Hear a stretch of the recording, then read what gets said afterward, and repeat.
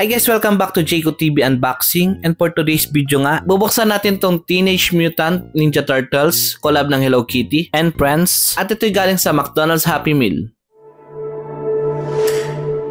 Bali sa Pilipinas nga ay nag-release ng 8 variants, samantalang sa ibang bansa yata ay may 12 na klase to. Ito yung mga hindi available sa Pilipinas. Anyways guys, wag na natin patagalin, unboxan natin to. Dito na tayo sa ating first Happy Meal toy. Ito nga si Hello Kitty x Leonardo. Ayan, buksan na natin. Siyempre nandyan ang kanyang toy.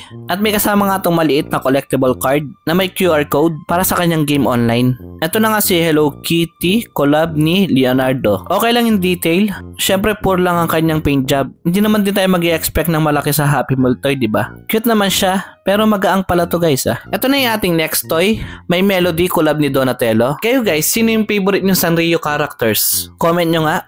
Ayan pala ang kanyang card, ang cute. Ito na yung ating toy, may Melody collab ni Donatello. Ang ganda ng kanyang pose no, parang nakahiga. Check natin yung details sa likod, ayan. Ayun, malinis naman siya. Dadako na nga tayo sa ating pangatlong toy. Ito nga yung Cinnamon Roll collab ni Michelangelo. Nakakalito yung mga Ninja Turtles no, lalo na kung hindi ka masyadong fan. Pero may palatandaan naman yung kulay na nakatakip sa kanilang mga mata. Ang tawag daw dun guys ay Hachimaki. Ito na si Cinnamon Roll collab ni Michelangelo. Ang cute nito.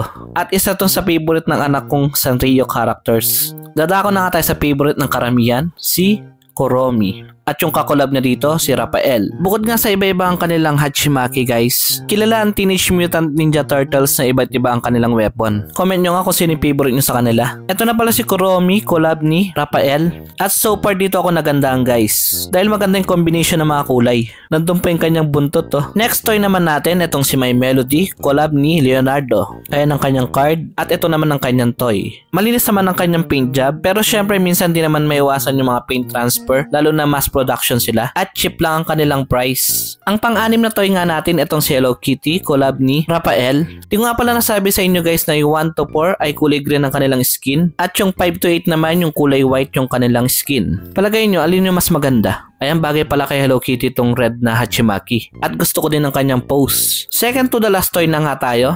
Ito nga yung Cinnamon Roll collab ni Donatello. Buksan na natin guys. Siyempre di mawala ang kanyang collectible card at yung mismong Happy Meal toy na Cinnamon Roll. So cute.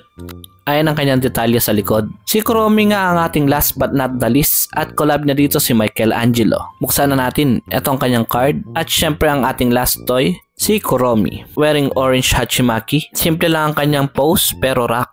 Ayan, kompleto na ang ating Teenage Mutant Ninja Turtles collab ng Hello Kitty and Friends. Ilagay na natin to sa ating acrylic display box. Ayan, thank you for watching. Don't forget to subscribe to my channel. Hit the notification bell for more. At kung napapanood mo to sa Facebook page ko, papollow na rin po. Yun lang muna. See you on my next video.